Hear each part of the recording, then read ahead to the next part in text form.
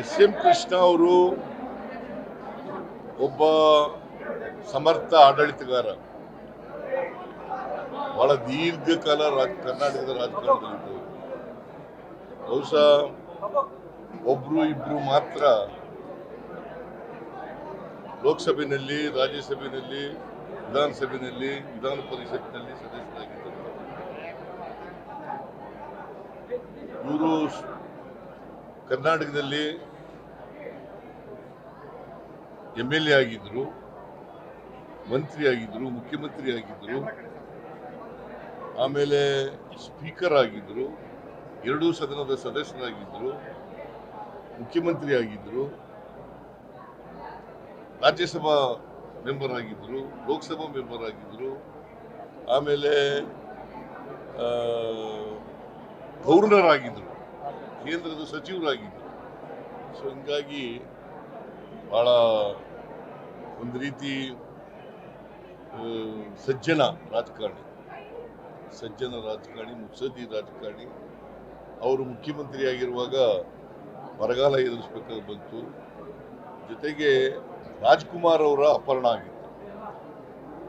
ರಾಜ್ಕುಮಾರ್ ವೀರಪ್ಪ ಕಾಡುಗಳ ವೀರಪ್ಪನವರು ರಾಜ್ಕುಮಾರ್ ಅವರ ಅಪಹರಣ ಆಗ ದೊಡ್ಡ ಸವಾಲನ್ನು ಎದುರಿಸಬೇಕಂತ ಪರಿಸ್ಥಿತಿ ನಿರ್ಮಾಣ ಆಯಿತು.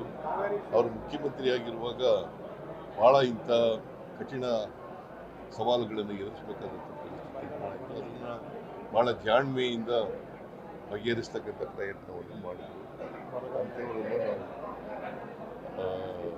ಇವತ್ತು ನಿಧನರಾಗಿದ್ದಾರೆ. ಅವರು 93ನೇ ವರ್ಷ ಕಾಲಿಟ್ಟಿದ್ದಾರೆ. ಕಳೆದ 6 ತಿಂಗಳಿಂದ ಅನಾರೋಗ್ಯದಿಂದ ಇದ್ದರು. ಅವರು ನಗಲಿದ್ದಾರೆ. ಅವರ ಆತ್ಮಕ್ಕೆ ಚಿರಶಾಂತಿ ದೊರಕಲಿ ಅಂತೇಳಿ ಹೇಳ್ತಾ, ಅವರ ಕುಟುಂಬ ವರ್ಗಗಳಿಗೆ, ಅವರ ಅಭಿಮಾನಿಗಳಿಗೆ, ಅವರ ಸ್ನೇಹಿತರಿಗೆ ಅವರ ಸಾವು ದುಃಖವನ್ನು ಭರಿಸ್ತಕ್ಕಂಥ ಶಕ್ತಿ ಕೊಡಲಿ ಅಂತೇಳಿ ದೇವರಲ್ಲಿ ನಾನು ಆಸ್ಪತ್ರೆಯಲ್ಲಿ ಇದ್ದಾಗ 2 ತಿಂಗಳ ಹಿಂದೆ ಮಣಿಪಾಲ್ನಲ್ಲಿ ಆಸ್ಪತ್ರೆಯಲ್ಲಿ ಇದ್ದಾಗ ಭೇಟಿಯಾಗಿದ್ದೆ. ಆಗ ಚೆನ್ನಾಗಿ ಮಾತಾಡ್ತಾ ಇದ್ದರು. ಏನಿಲ್ಲ, ನಾವು ಬಂದಿದ್ದೀರಿ, ಭಾಳ ನಮಸ್ಕಾರ ಅಂತ ಹೇಳಿದ್ರು. ನಾನು ಹೆಚ್ಚು ಮಾತಾಡೋಕ್ಕೆ ಹೋಗಿಲ್ಲ, ಬಿಕಾಸ್ ಅವರು ಅಷ್ಟೊಂದು ಮಾತಾಡೋ ಪರಿಸ್ಥಿತಿ ಇರಲಿಲ್ಲ.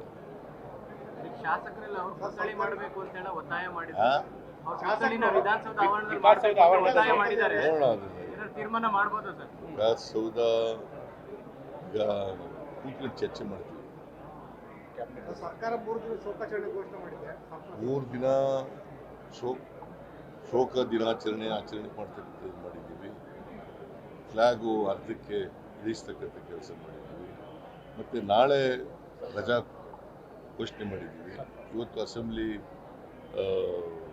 ಅಭಿಚರಿ ಆದಮೇಲೆ ಸಂತಾಪ ನಿರ್ಣಯ ಅದಾದ ಮೇಲೆ ಚರ್ಚೆ ಆದಮೇಲೆ ಅವರ ಆತ್ಮಕ್ಕೆ ಶಾಂತಿ ಕೋರಿ ಅಸೆಂಬ್ಲಿ ನಾನು ಸಾಯಂಕಾಲ ಹೋಗ್ತೀನಿ. ನಾಳೆ ಅಲ್ಲಿ ಹೋಗ್ತಾ ಇದ್ದೀನಿ, ಎಲ್ಲಿ ಅಂತ್ಯಕ್ರಿಯೆ.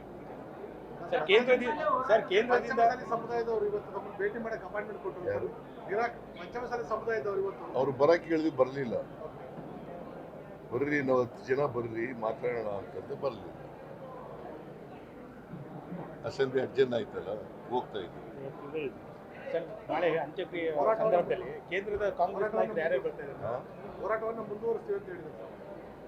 ಈಗ ಪ್ರಜಾಪ್ರಭುತ್ವದಲ್ಲಿ ಹೋರಾಟ ಮಾಡಲಿಕ್ಕೆ ನಮ್ದೇನು ವಿರೋಧ ಇಲ್ಲ. ಪ್ರಜಾಪ್ರಭುತ್ವದಲ್ಲಿ ಎಲ್ರಿಗೂ ಹೋರಾಟ ಮಾಡಲಿಕ್ಕೆ ಹಕ್ಕಿದೆ. ಅವರು ಮಾಡ್ತಾ ಇದ್ದಾರೆ.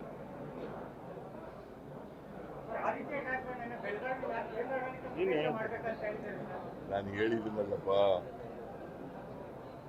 ಮಹಾಜನ್ ಆಯೋಗದ ವರದಿನೇ ಅಂತಿಮ. ಅದನ್ನ ಬಿಟ್ಟು ಪದೇ ಪದೇ ಮಹಾರಾಷ್ಟ್ರ ಅಲ್ಲ ಬೆಳಗಾಂ ಮಹಾರಾಷ್ಟ್ರ ಸೇರಬೇಕು ಅಂತ ಹೇಳಿದ್ರೆ ಅದು ಅವರ ಮೂರ್ಖತನ, ಬಾಲಿಶವಾದಂಥ ಹೇಳಿಕೆ. ಅದನ್ನ ಕರ್ನಾಟಕ ಸರ್ಕಾರ ಸಹಿಸಲ್ಲ.